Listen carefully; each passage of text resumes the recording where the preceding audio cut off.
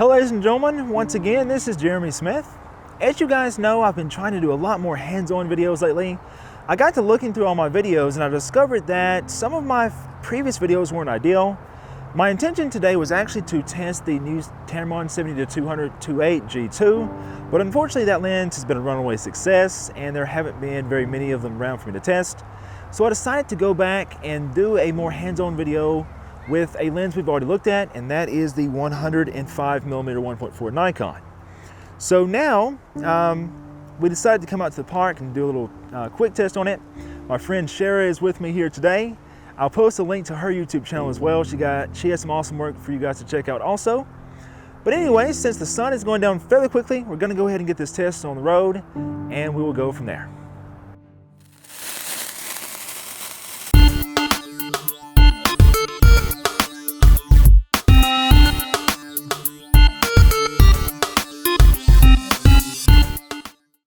Alright guys, so right now I'm getting some nice shots. I kind of have Shara backlit here and I'm shooting very, very close to wide open. We've got some nice sunsets behind, the lights just going down. I'm sticking with solely available light right now, which you guys are like, oh my god, he's using just available light. I know. Sometimes just available light works out very, very nice here too. I like all the warm tones that I'm getting. Get a little bit of natural sun flare going here too. Now I find myself shooting at higher shutter speeds than I normally would because with the 105mm lens, obviously handshake can become a problem. We don't have stabilization built in. And you know, guys, I haven't really given much thought to in-body stabilization, but I have to say this lens would be the perfect candidate for a camera with in-body stabilization. It would really do wonders right now. But even with that, as long as I'm careful with my shutter speeds, I can still do pretty well. I'm shooting at 1/250th of a second, and I'm doing pretty good there. Okay guys, I'm going to step out of the frame here so I can kind of get some slightly further back shots here. We have just the last remnants of daylight upon us. In just a second I may break out some flash. Okay Shara, turn this way a little bit. So like, there you go. So turn and sort of face that direction, okay? And, okay, bring your head back towards me. Okay, looking good. Okay, leave your feet where they are, but rotate your shoulders more towards, more back towards me. There you go.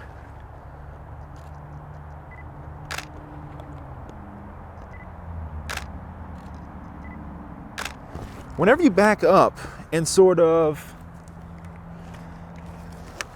get closer with the lens here, we can absolutely obliterate the background.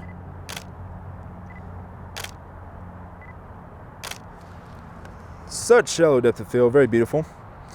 We are losing our evening sun, so I think I'm going to go ahead and get a little bit of flash out.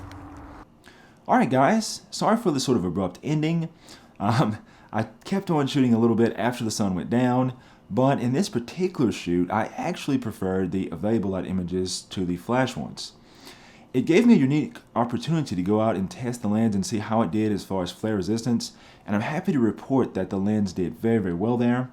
I got a lot of sun flare that was very attractive, and I didn't really get anything that was very obtrusive looking, so that was pretty nice. Nikon's nano crystal coating no doubt does its job well in this particular lens. Now, if you would like to see me go over all the sort of peaky sort of details about this lens, check out my other video. It's more of a first look, and I go and show all the lens's characteristics up close and personal and all that. I will show you guys a little bit of how this lens looks in this video too. You know, the thing that strikes me about this lens is that somehow it manages to be smaller in size than other lenses like, say, Sigma's 85mm 1.4 that we recently looked at. This lens even has a smaller filter size of 82mm compared to the Sigma, which I believe is like an 86. So pretty impressive, actually.